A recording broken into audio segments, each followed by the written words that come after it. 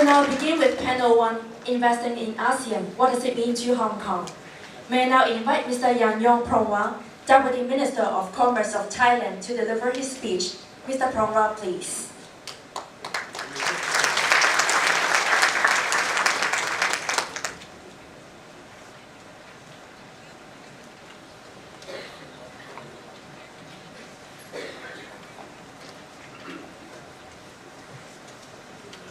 Secretary Gregory So, Mr. Fred Lam, Executive Director of Hong Kong Trade Development Council,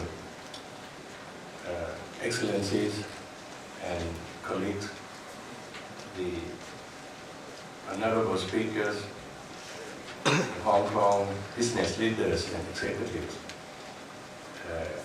distinguished guests, and ladies and gentlemen.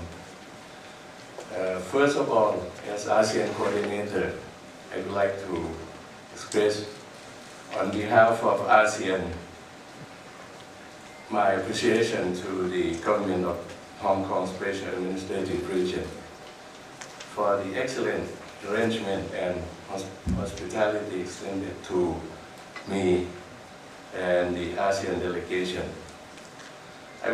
I would also like to thank the Hong Kong Trade Development Council for organizing this Hong Kong ASEAN Business Partnership Symposium.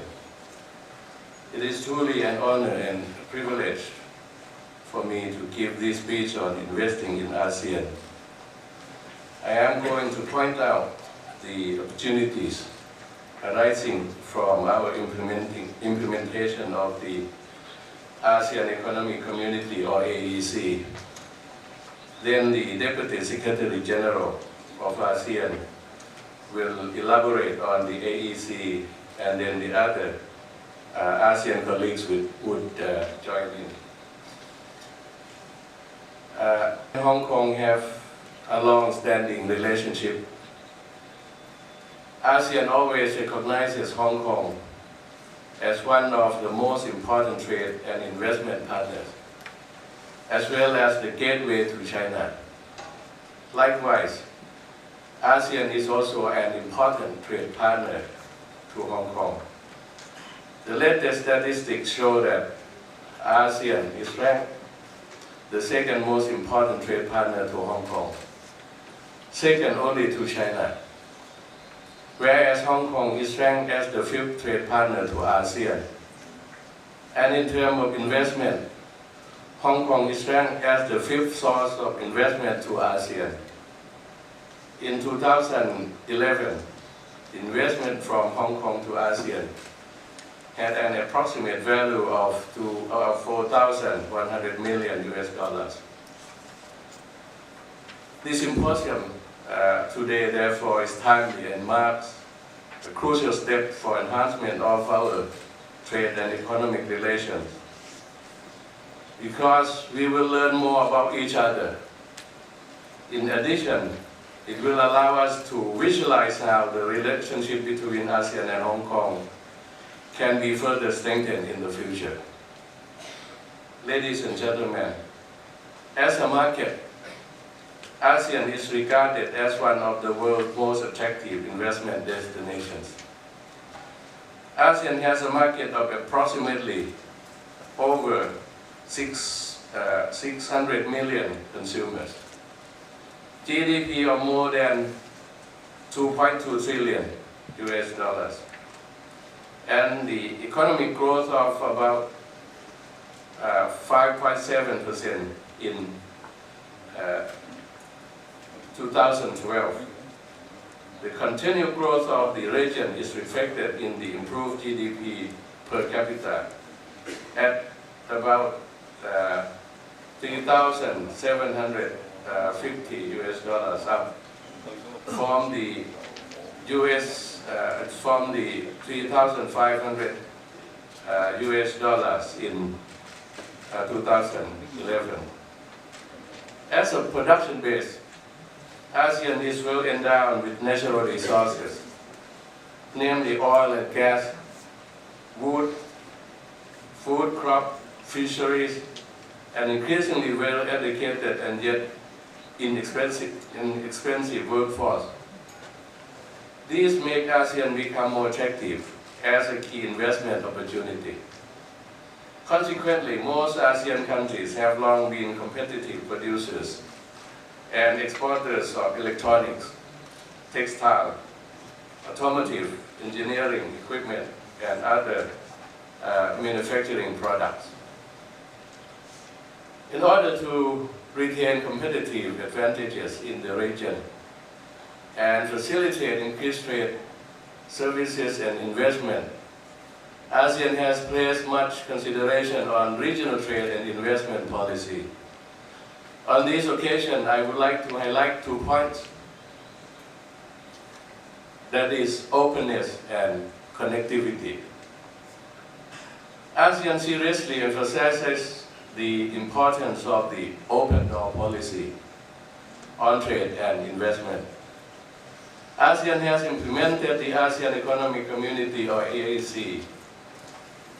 We anticipate that ASEAN will become a single market and production base with the free flow of goods, services, and investment by the year 2015, only 2 years ahead. Our endeavor is on track with more than 99% of products within a band of 2 to 5% tariff range, while ASEAN investors are allowed to have 100% equity in manufacturing businesses. On the other hand, investment in service sectors has already been allowed over 51% equity for 80 service branches. Such figures will rise to 70% equity for all 128 service branches in 2015. Our intention is to make ASEAN a competitive region with equitable development among members. Yet the AEC is a closed free trade area. We want AEC to integrate into the global economy. So far, ASEAN has signed free trade agreements with Japan, China, Korea, Australia, New Zealand, and India. Under those FTA arrangements, import tariffs have been reduced to 0% for approximately 80 to 90% of goods trade between ASEAN members and those 6 FTA partners. Building on these FTAs, ASEAN and the 6 FTA partners are on a negotiating process to form a combined FTA called Regional Cooperative Economic Partnership, or RCEP.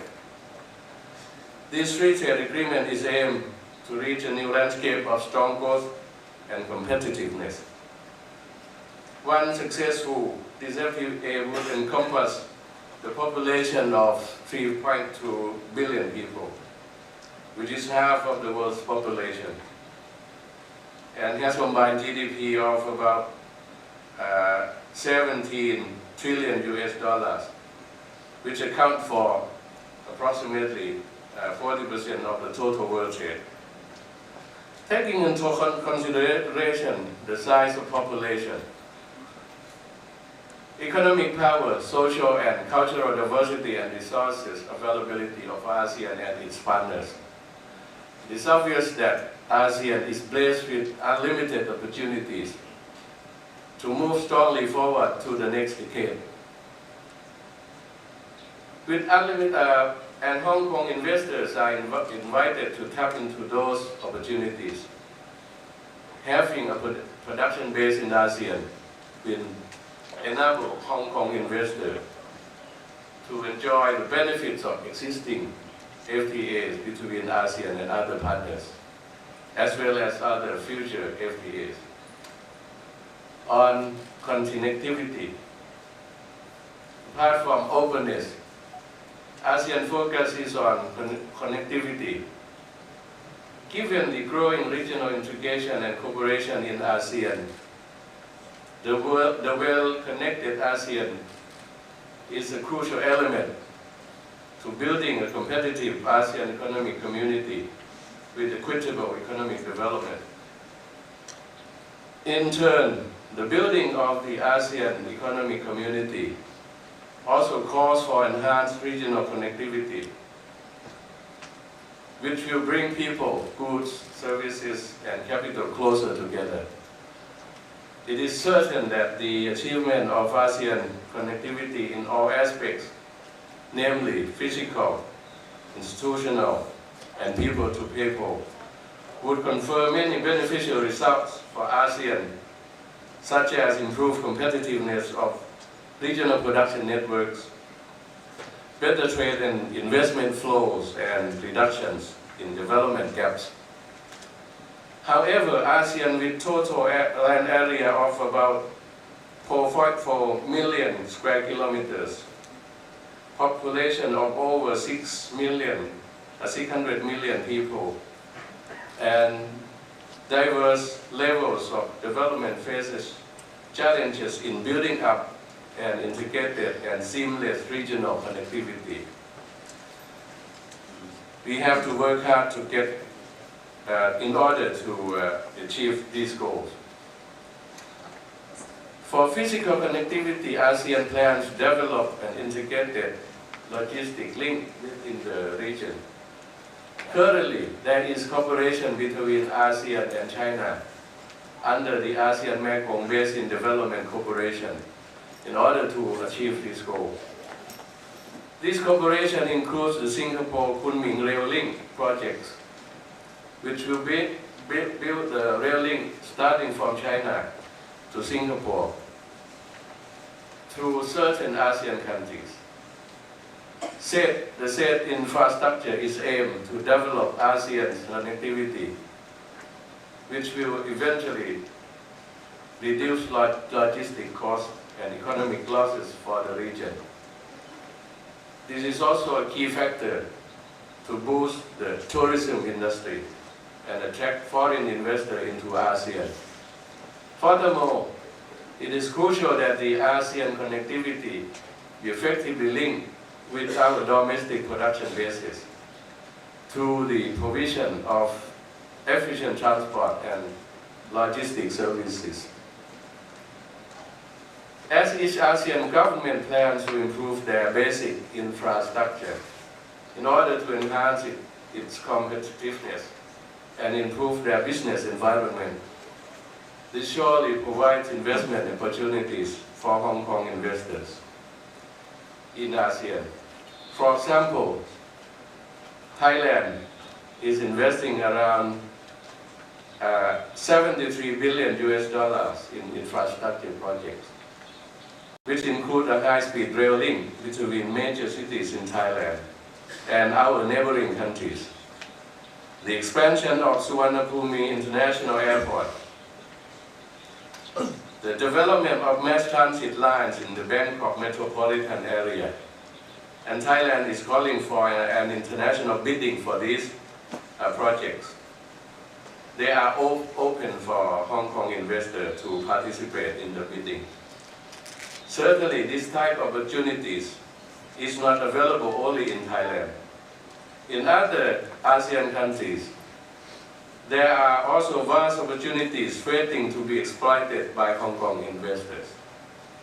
A comprehensive and integrated logistic links within ASEAN and between ASEAN and Hong Kong will facilitate the flow of goods not only within ASEAN but also to other parts of the world.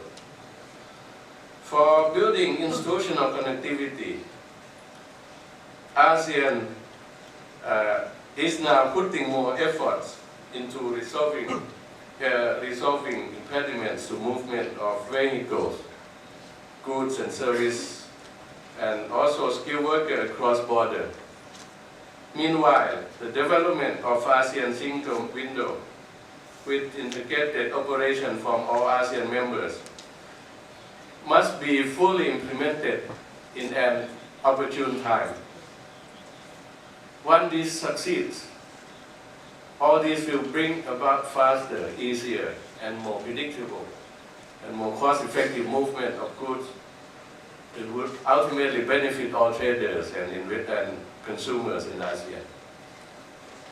on people-to-people front, it is essential for ASEAN to provide convenient and reliable information and knowledge about ASEAN for all relevant stakeholders in order to deepen its engagement with people, to realize a people-centered community.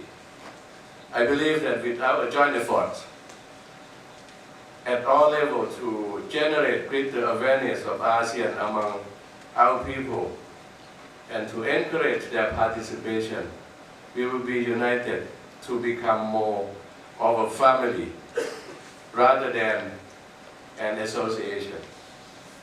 In particular, a sense of regional identity needs to be promoted and inculcated in our people through effective communication on the objectives and benefits of ASEAN community.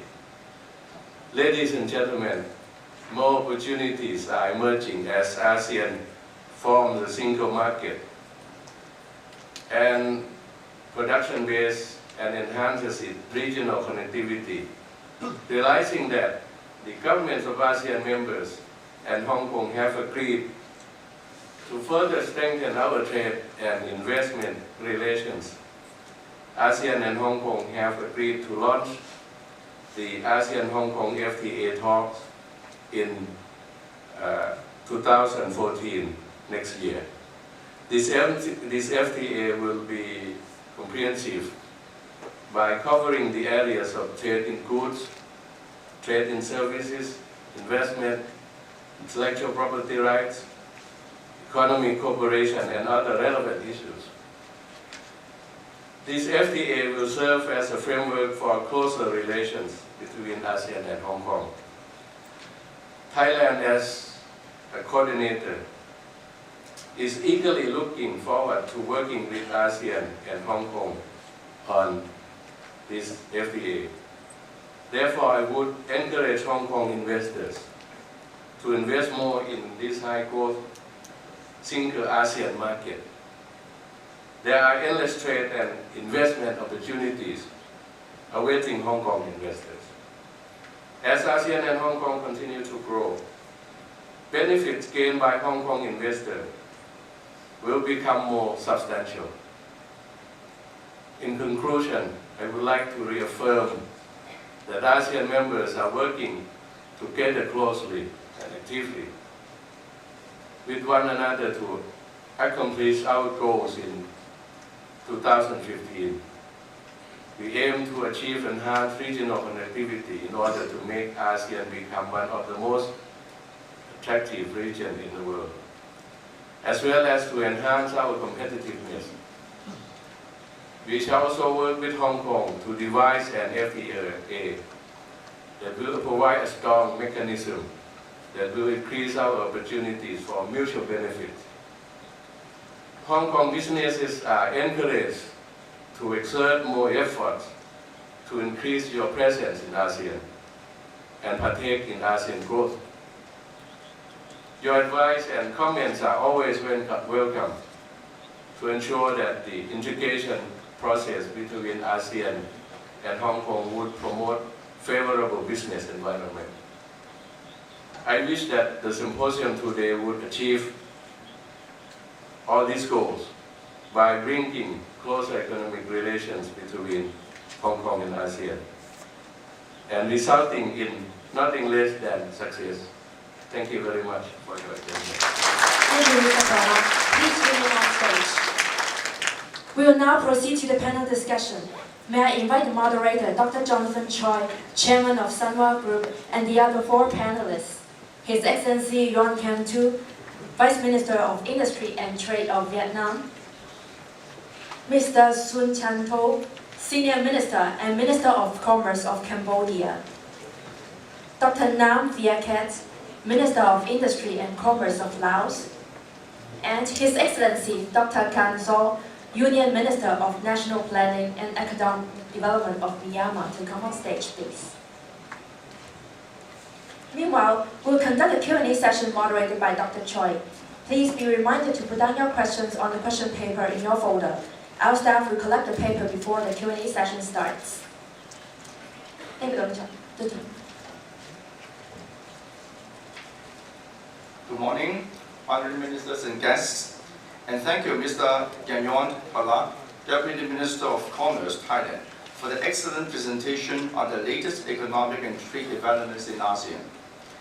It gives me great pleasure to be speaker and moderator of this session.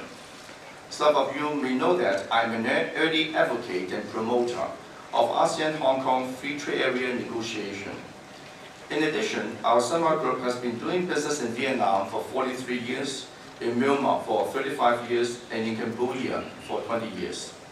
Last year, we were given the Thailand Best Friend Award for business contribution in Thailand from Her Excellency Ms. Yanyong. In short, I have business in all these countries in this session except Laos.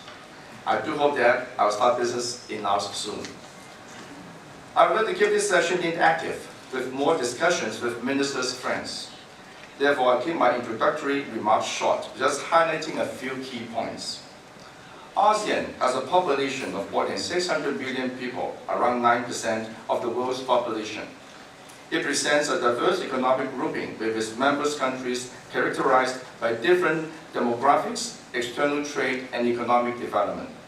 This means the opportunities not only for big corporations, but also small and medium-sized companies. You all know that Asia is on the rise, led by the huge economic potential of the ASEAN nations. There's a growing demand for high-end products and more advanced technology. Apart from buying more from traditional supplier countries, Asians are also buying more among themselves. In 2012, total external trade of ASEAN countries grew 3.4% to $2.47 trillion, with export increasing by 0.8% to $1.25 trillion, and import by 6.3% to $1.22 trillion. Intra-ASEAN trade accounts for about 1/4 of the trade bloc's total trade. For extra-ASEAN trade, major trading partners are China, Japan, the EU, and the US. As for Hong Kong trade with ASEAN, Hong Kong export to ASEAN grew 3.6% year-on-year to $17.3 billion in the first 7 months of 2013. Major export items include telecom equipment and parts, semiconductors, parts and accessories of office machines and computers. As a trade bloc, ASEAN is the 4th largest export destination of Hong Kong after the Chinese mainland, the EU, and the US. During the same period, Hong Kong imports from ASEAN increased 1.9% year-on-year to $36.8 billion. Major import items include semiconductors, electronic valves and tubes, petroleum oils, and telecom equipment and parts. Hong Kong is embarked on the free trade agreement with ASEAN, and I'm optimistic that the trade deal, once concluded and implemented, will provide additional impetus to Hong Kong-ASEAN trade, taking it to a new level, just as ASEAN-China FTA has helped expand China-ASEAN trade. The strong economic linkage between China and Hong Kong will certainly further stimulate and facilitate the trade relations among ASEAN, China, and Hong Kong. Hong Kong as a global business hub and international financial center is among the top 5 sources of ASEAN equal FDI from non-ASEAN locations. Hong Kong is the 3rd largest FDI source for Vietnam and 5th largest for Thailand. I'm sure that an ASEAN-Hong Kong free trade agreement will not only promote trade but also investment. Thank you very much.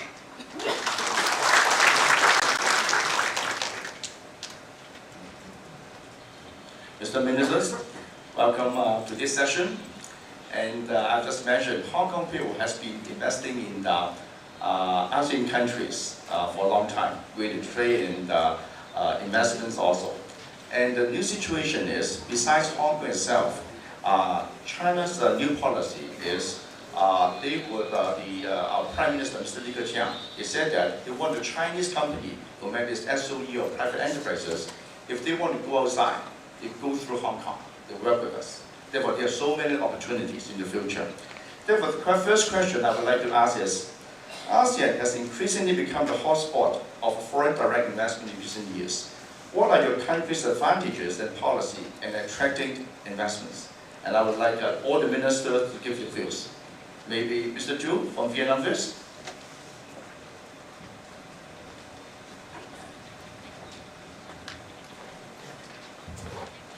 Thank you, Mr. Jonathan Choi. So, talking about the hottest of foreign direct investment in ASEAN from the Vietnam perspective, I want to shortly tell that Vietnam is considered by foreign investors as a potential and a promising destination for investment in business. Firstly, Vietnam has a stable political and social environment. And that everybody agrees with me that it's very important for the investors for the long-term development of business. Secondly, Vietnam has a large-scale market and with high growth rate. Now, Vietnam's population is about 90 million people, and our GDP capita reached more than $1,050 in 2012, with an average annual increase of 40% in the period of 2005 and 2012. And consumer demand is increasing due to improved living standard, and our economy is widely opened. Thirdly, there are plenty of potential resources for the development to be exploited. Vietnam is now a golden population structure, as the majority of our population is in the working age, and the quality of labor force has been improving continually. Talking about the cost of labor in Vietnam is approximately about half of that in China and Thailand, and about 1/3 compared with some other countries. And fourthly, Vietnam has a wide variety of potential resources and vast reserves of such minerals like coal, oil and gas, bauxite, titanium, wolfram, and etc. And last but not least, Vietnam has geographical advantages, being on the international air and maritime route, convenient to develop logistic transportation and transshipment. We are also capable of conventionally freighting goods to foreign countries in our ASEAN by all means of transport. So, in recent years, we have been implementing a vigorous reform and open policy, including investment policy. And in that process, we always welcome and make every effort to create favorable conditions for foreign investors in the crisis in Vietnam, include Hong Kong crisis. Particularly, this is something about Vietnam. Thank you. About Thailand.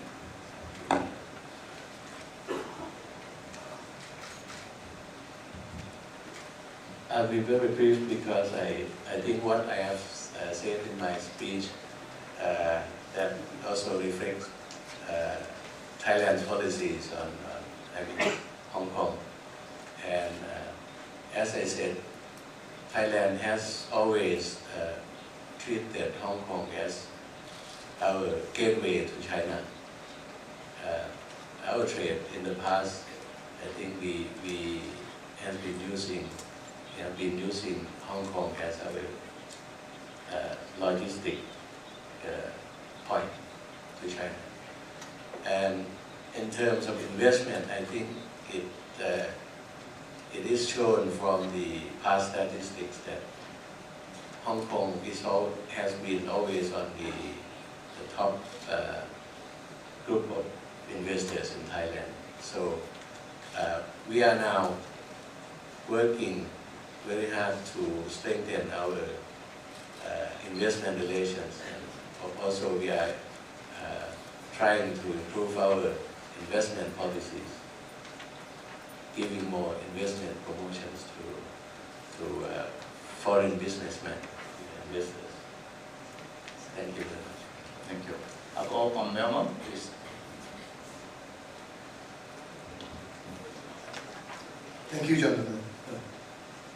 Yes, Myanmar is the last frontier in ASEAN. Myanmar still have the enormous amount of untapped resources. So that's attract people, and Myanmar become very attractive in this years.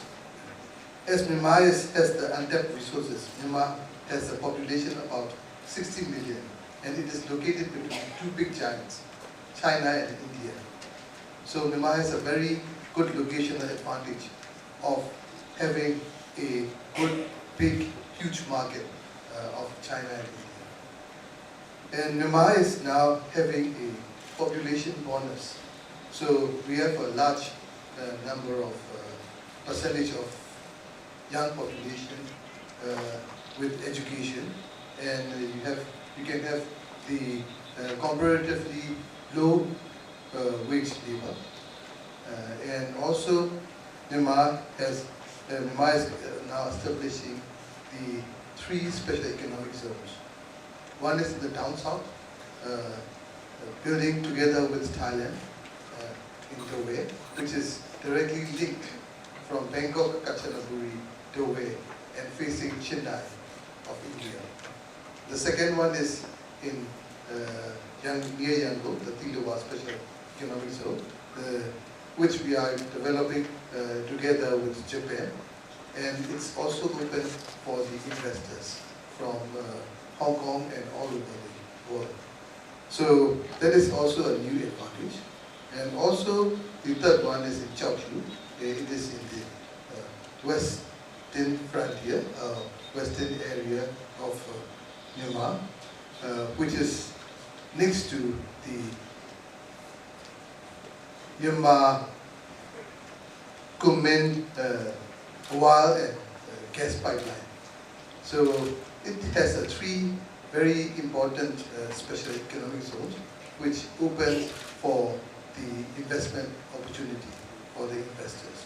So these are the Myanmar situation and the openness of Myanmar.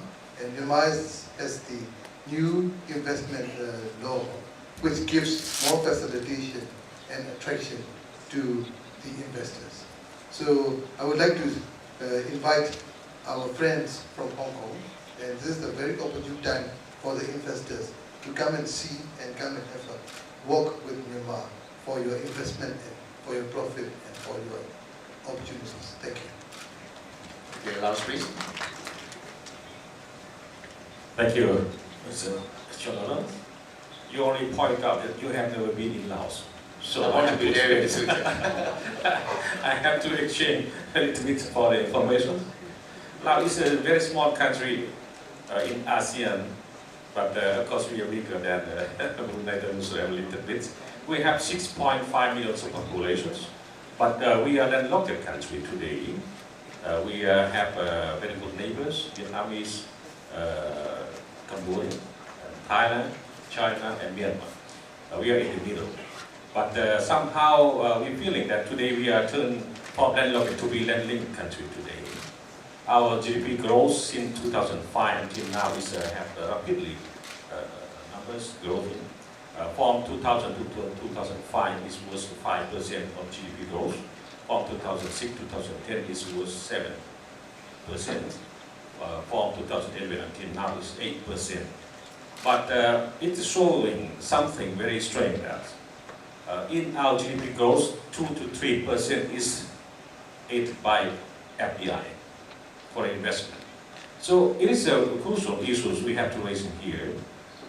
We have to say that Laos today have very big potential on investment, I mean, from the point of view of the energy sectors, because we are very strong on hydropower resources, and also we have a lot of mines. We open the mines, gold mine, copper mine, and we exporting it, and also we are trying to attract for investment on the agricultural sectors, like the rubber trees plantations, sugar plantation, sugar cane plantations, and also we invest on coffee, so we export all that. Still, some we have to promote more than that is right productions for export.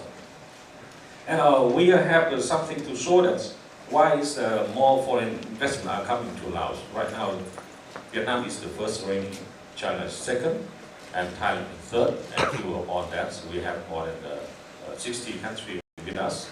And we have the very stable on political ones, and we also have the very high safety compared with our neighbors. low risk from natural disaster. We have no typhoon, we have no earthquake, we have no flooding because we are in the high mountains. We are far from the typhoon, you know.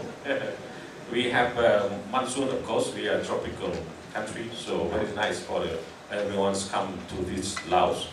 Of course, that we are a very big country compared with our population, so that's why most welcome to all of you to check whatever you can do in Laos. But one thing that's surprising, that one, today Laos turned to be central hub of ASEAN. Of course, that we have certain locations. We are, like I say, that we are in the middle of the very big geos, very big producer, big markets. So we can be the middleman, I mean, for the services like the Hong Kong. We try to learn from your Mr. Choi how to turn Laos to be the hub of trading or transportation or logistics or tourism center, whatever we can think of together, okay? So welcome all of you to join with us to Laos, you know, to develop certain parts. Right now we have special economic zone, which is invest from China, from Korea, from Malaysia, many parts. So we also attract more people to come in, and also we have dealing with the Chinese government to build a fast train link from Kunming through Laos, and for that we connect with Thailand and with Vietnam later on, and connecting with Cambodia now after some time. So Laos should be turned to be the hub of that pass. If Laos turn to be the hub of transportation, logistics, it means Hong Kong should be there. I mean, your people should be there.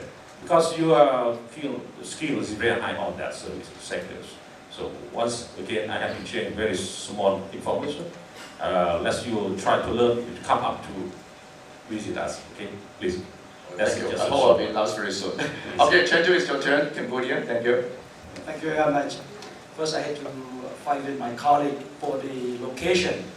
I think it's a center, but Cambodia, actually look at the map of Cambodia, where we located.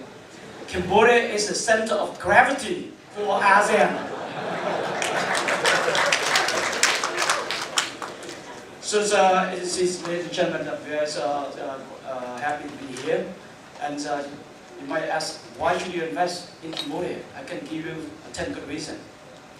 One is Cambodia give you political stability. That's important for investor. 2, macroeconomic stability. It's good in Cambodia. Our GDP growth average around 8% in the last 10 years. The inflation around 2.5%. Exchange rate been extremely stable, on 4,000 real to $1 US. We have very low trade deficit. Our debt to GDP ratio is way below 40%. Compare that to some of the countries in Europe, about 200% debt to GDP ratio. And then most countries in Europe be so happy to be in Cambodia position of less than 40% debt to GDP ratio. Our government is a pro-business government in the sense that we consider the private sector as the engine of our economic growth. I agree with Secretary So that Cambodian government or any government should be a facilitator of the private sector. We cannot be a manager. And we believe in Cambodia that the GDP, the economic growth, when the government is asleep. So let the private sector do the work, we go to sleep, and get up in the morning, the economy will grow. So less regulation, let the private sector do the work. So that's what we are. Pro-business in the sense that we work closely with the private sector. We established 9 technical working groups, co-chaired by a private sector. For example, technical working group on infrastructure, on banking, on agriculture, on tourism, so on and so forth. This working group work together to resolve any issue raised by the private sector.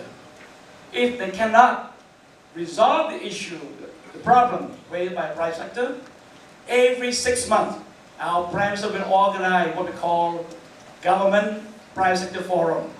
Where the whole cabinet of Cambodian government will sit in the same room with approximately 200 from the private sector. All the ambassadors in Cambodia, World Bank, ADB, IMF, will be in the same room. And this forum is broadcast live on every channel in Cambodia. So the question, issue raised by the private sector in that meeting is considered the decision of Cabinet of Cambodia. So that's what we talk about, pro-government, pro-business government. IFC of the World Bank have organized the government private sector forum for 24 countries around the world. And Cambodia came first as the best, the most productive, the most efficient government private sector forum. Our investment law provides you with very generous investment incentives. Our corporate income tax, 20%. Tax holiday up to 9 years. No exchange control, that's what I'd like you to know. It's important. You can send your money into Cambodia for your investment. You can repatriate your profit, dividend out of the country. Full duty exemption for raw material that you bring to the country. We protect your investment. We protect your investment. Labor, land abandoned in our country. So we have 2 of the 3 factors of production. Land, labor. So what we need is capital to complete the 3 factors of production. So that where we look to you to visit us, to invest in our country, to bring in your know-how, technology, financial resources to invest in our country. Another good reason to invest in Cambodia is a one-stop service organization. I have 2 hats. One is Minister of Commerce. I also serve as Vice Chairman of the CDC, the Investment Board. So we have one-stop service where we provide you with information. We do analysis of your application. We approve your investment. We help you do company registration, work permit, visa, tax exemption, all done at the CDC. It's a one-stop service. Another good reason to invest in countries is that Cambodia received GSP and MFN from European country, from US, Canada, Japan, Korea, China, and so on and so forth. Sound financial sector. During the collapse of Lehman Brothers, we don't have any bank in Cambodia that's collapsed. Although it's small, not like Lehman Brothers, but very good, sound financial sector in Cambodia. So Viet power plant, we built a lot of power plant in Cambodia to ensure that the price of electricity will come down. So overall, you can see the good reason. But last but not least, I'd like to add, Cambodia has a very special relationship with China. So that one also good reason. So please, I urge you, I urge Fred Lam, I urge Secretaries Craig So to lead a delegation to Cambodia, to see for yourself, to bring investment to the country. I can assure you that the shareholder will be happy because you're going to make profit in Cambodia. My stakeholder, which are Cambodian people, will be happy because their standard of living will be better. We are so committed, we determined to work with you to improve the standard of living for our people. Thank you. I think all the ministers have been talking about the advantages for investment, but our Hong Kong businessmen are also concerned about the challenges, you know. For example, you have the election recently for Cambodia. How is the stability? That's point number 1. Secondly is, of course, the bridge is coming up. Then I think there are a bit of challenges in Cambodia. Let me talk for every country first, because I think all investors are concerned about challenges. Laos, of course, I'm not very familiar, but with Myanmar, recently they have exposure to Traders Hotel. And in Thailand, we are concerned about the flooding. And how about you? I think we're concerned about your non-performing loan and also high inflation rate and also depletion of loan. All this, every minister, maybe 1 minute because of time limit, okay? 1 minute to comment. Thank you. In Cambodia, we have election every 5 years. Okay? Every 5 years. And every time after election, the opposition never accept the result. They always say no. So they don't accept the result of the election, but they accept to maintain the seat, to take the seat in the National Assembly, They accept the immunity of National Assembly and they accept salary. So 3 no, or 1 no, 3 yes. But Jonathan, after a few weeks, a few months, they all fall back into the National Assembly, they provided political stability in the country. So I'm not concerned with the opposition right now, said, oh no, we don't accept the result of election. Yeah, they don't accept, but why you accept the salary? Pay. Why you accept the immunity of National Assembly? Why don't you abandon your seat? They don't. So it should be okay, General, in that sense. That sense it should be okay. So don't worry about the political Okay, you have only 1 minute, okay? Wages, yes, it's go up a little bit, but we're still very, very attractive, competitive. Our workforce is very dynamic, young, productive workforce. Between the age of 15 and 64, it's 64% of our population. So you have now 25 years of good times, Jonathan. Good time with young, dynamic workforce. Thank you. Thank you. Honorable Member, comment and exclusion, please. Thank you, Jonathan. Yes, Myanmar is in the period of transition, but we are transforming the economy in a very steady and a very dynamic mood. So we have a lot of progress, and we have witnessed the world that Myanmar is going steadily as well as in a dynamic mood of transforming and transition towards more democratic nations. As what he said, we had many conflicts in old days, but we are trying to settle down, and we are going to hold the whole nation peace process in the very near future. So some areas have some incidents, but in general, we don't have any notorious incidents or happenings in our Myanmar history. So it means that in general, Myanmar is a very stable and also the secure country. And for investors, especially, Myanmar can give a lot of opportunities and the new looks for the investors.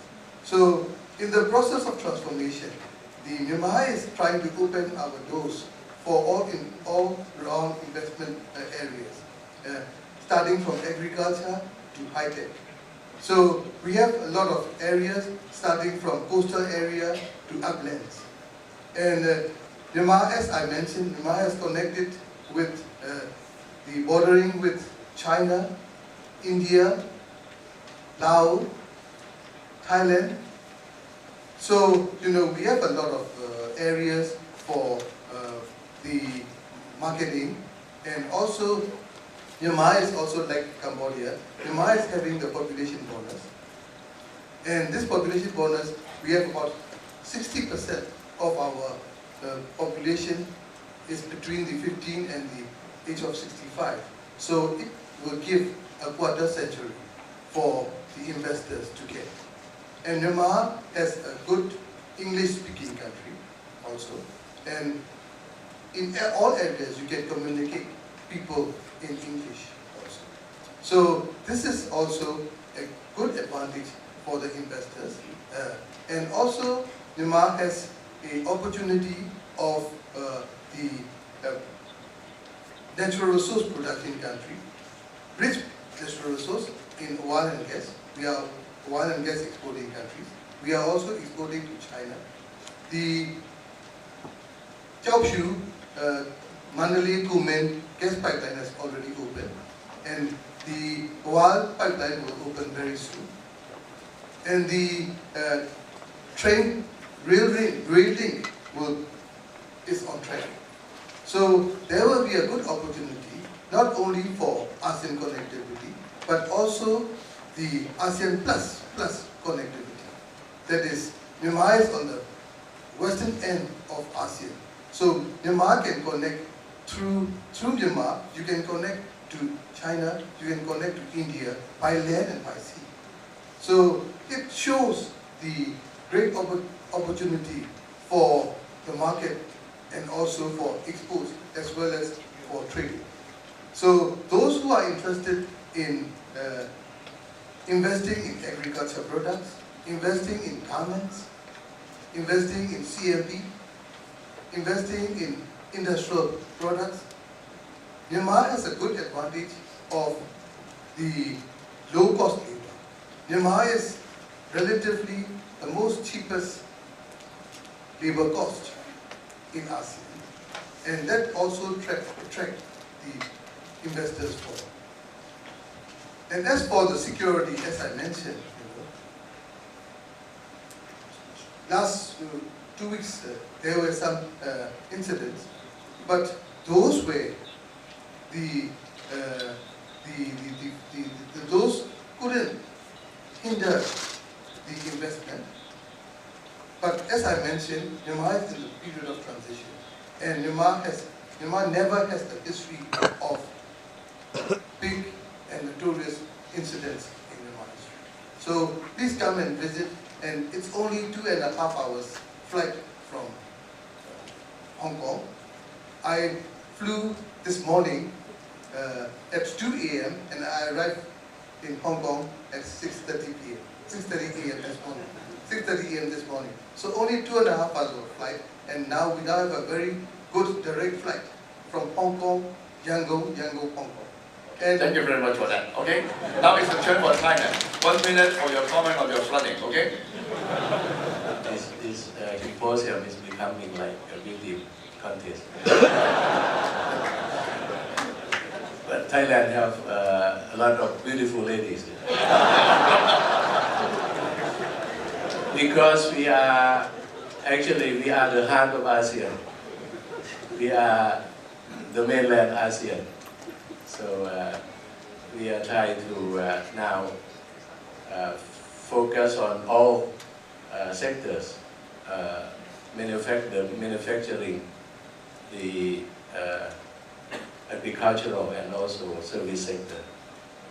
We focus on the service sector. We focus on the health and wellness, tourism, education services, and for manufacturing we focus on the innovation and R&D industries. So that's how we are beautiful. So I think Hong Kong investors are encouraged to invest in Thailand and other ASEAN countries too. Now on flooding, I think Thailand is the most experienced country in ASEAN in flooding because we have the largest flooding 2 years ago. So we have experience now. The government is trying very hard to set effective measures to counter or to prevent flooding. This time it is very less serious than the first time. So I'm very confident that for investors, the problem of flooding would no longer be a serious problem in Thailand because this time only one industrial park, which is I used to be the executives in that industrial estates. So I'm very confident that the flooding problem would no longer be a problem in Thailand. Thank you. Okay, thank you. Okay, the last one comment is on Vietnam. We understand there's a high inflation rate and the dollar is depreciating a lot, and you have a lot of non-performing loans recently. How do you tackle this problem? I think that last time, not only Vietnam, but many other countries have difficulties affected by the water crisis. But I can tell that our government was tackled successfully with that problem. As you can see by the numbers, we are doing quite well with keeping our inflation low. This year it's expected about less or more than 0%, compared with 14% from 2 years ago. and you're keeping our all our macroeconomy numbers is really good sense. So for growing, during all last years, we still grow about 5% a year. It's a little bit lower than 7% for the year of 2005 and 2012. I think that is still a stable part. I think that in perspective of Vietnam economies, I think it's good for coming years. So I think it's good for investors. Okay, thank you very much. I think we have understand from all the ministers about the advantages and also the challenges about investing in all these countries. Of course, in conclusion, they're a good place to invest. And finally, I would also like to request the other ministers to support Hong Kong to participate in the FTA. Thank you very much.